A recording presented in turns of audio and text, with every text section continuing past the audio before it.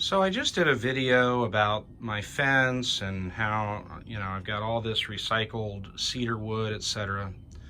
And I guess I need to show you that this crazy saw is what I have cut everything on. The 45s for the little, you can see behind it, the little chevron pieces, they're not chevrons, the little angular cuts that I did as the joiners between the two pieces of wood going horizontally. Everything was done on this crazy miter saw. This is a 12-inch miter saw from Harbor Freight. I will be honest, the majority of this crazy tool's life was spent outside. At least a year and a half outside. The only thing that broke off was the safety shield. So you can see that that's not even attached. I do not advise this. And before the safety shield broke off, my kids were able to use this. I don't allow them to use this. I'm the only one who uses this now. It is a sliding miter saw, you can see in the back. And you can see some rust on there. I take about 200 grit sandpaper. I think it's like 400. And I just sand that down every now and again and lubricate, the bearings that are inside of there pretty well for the rollers.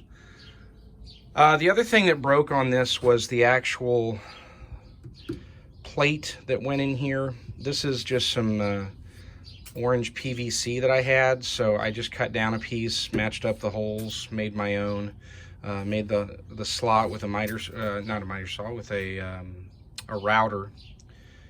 And so I was able to keep this thing going. But I'm telling you right now, I have never had a problem with the motor, the trigger, nothing.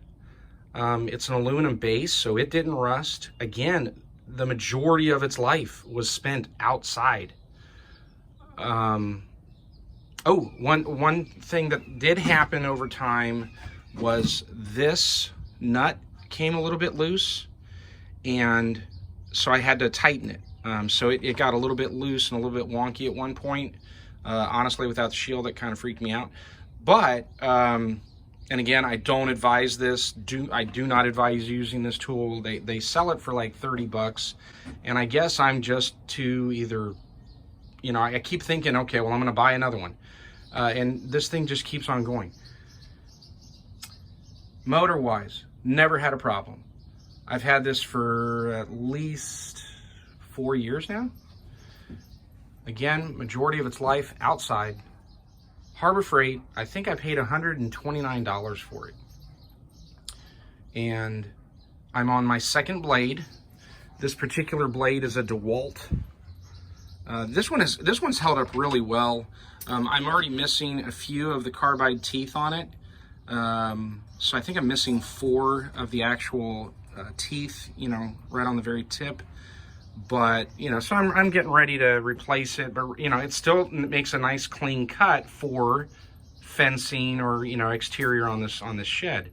And again, the majority of the wood that it's been cutting was cedar wood. I guess there's not much else to say except, man, if you want to, in my opinion, if you want to get a usable, good working miter saw for cheap and leave it outside or have this as a construction site tool, I don't think you can beat this. Especially when it's 12-inch. I mean, I've been cutting 4x4s. This will cut a 6x6, no problem. Yeah, I guess I don't know what else to say about it except, not everything at Harbor Freight is something that I would suggest. Again, I mean, I end up leaving a lot of stuff outside just simply because I'm outside so much. But now that I've got this enclosure, I mean, if I get another one, it'll last even longer. So there's my little recommendation on a miter saw from Harbor Freight. This is their 12-inch model, and I can't say enough about, boy, I can't believe it's lasted with how absolutely terrible I have treated this tool. I mean, between leaving it out and, you know, then it gets sun baked here in Texas. So crazy tool just keeps on going.